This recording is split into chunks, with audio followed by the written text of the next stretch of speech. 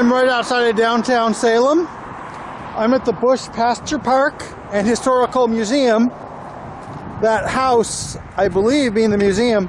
I'm not going to go into the museum today. I'm just going to walk around the park, see what's here. So compared to most parks, this is not a neighborhood park. Also, it's not a natural park. It's kind of in a class of its own. It's very cultivated, which is maybe not as apparent now because the trees don't have leaves and stuff. But we have a lot of landscaping here. So this is more of a cultural attraction than a natural attraction, if that makes sense. So this part of Salem, just outside of downtown, a lot of the houses look like they are from the late 1800s, you know, the first wave of European settlers. Some very refined homes, and I think that this is what this comes from, is that this was the home of an early settler, and it's meant to preserve a little bit of that atmosphere, although, you know, of course, things have changed. So there's a rose garden, an art center, a historical museum, an art studio.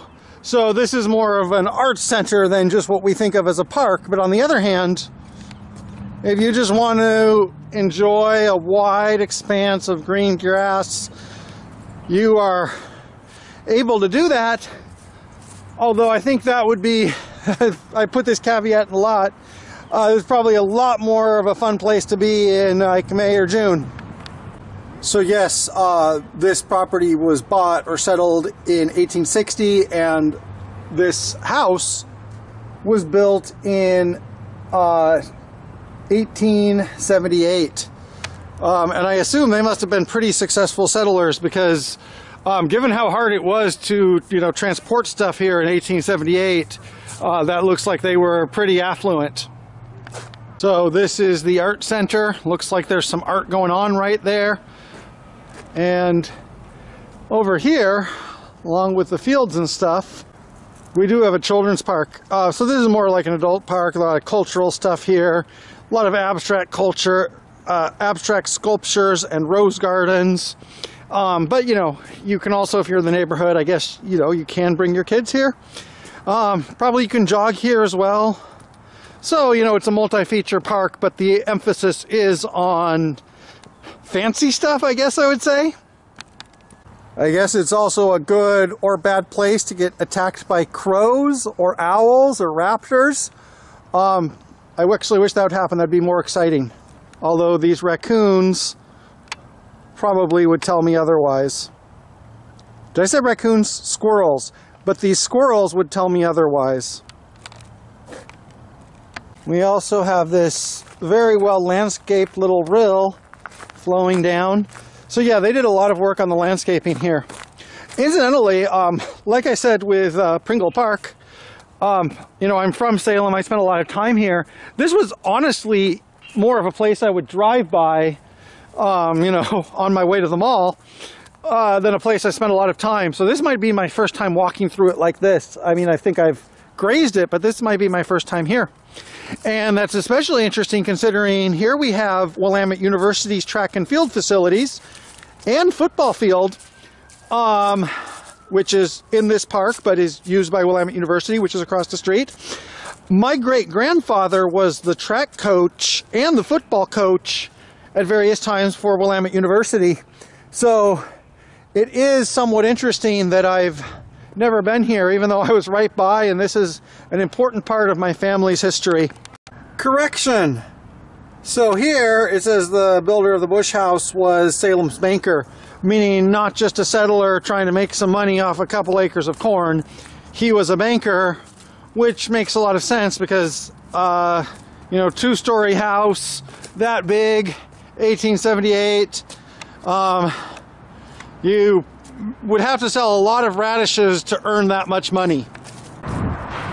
So more of the Pasture Park. We have an open oak woodland, and we have a lot of trails, and I have to keep on saying this. This is going to be a lot better in the spring. A lot of places to go and things to see. I'm still enjoying it in January, but yeah, better in the spring. So there was Bush Pasture Park. That was just a little thing that I could see outside of Salem, just outside of downtown Salem. And there's a lot of little things to see, and a lot of big stories in these little things. But for now, I'm getting back to my main trip, and I'm heading back to the train station this way. This is the historic Deepwood Estate. This is next to the Bush House and the Bush Pasture Park, probably from the same era. And this is a museum. It does have a sign that says this is part of the Salem Parks. So it is open to the public. It might be an event venue as well. I am not sure about that. And I said with the Bush Pasture Park, it's not a nature park, has a few natural areas.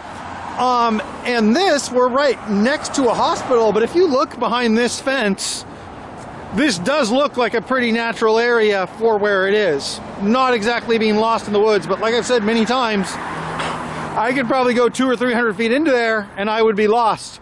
And I've read enough YA novels to know if I cross this fence, I would probably be getting transmitted 150 years in the past or to a different dimension where I'd learn a very valuable lesson. So there is kind of, you know, a little bit of magic or enchantment, which is also, you know, kind of a contradiction, you know, because I've driven by this house thousands of times, I guess, when I was a kid without maybe thinking about what it was, or hundreds of times at least. And there is kind of a contradiction, because if you look right outside of it, we're back in freeway overpass land. So, you know, this Deepwood Estate and the Bush Pasture Park, the Bush House, there's a little sliver of mystery right in the middle of, you know, boring old Salem.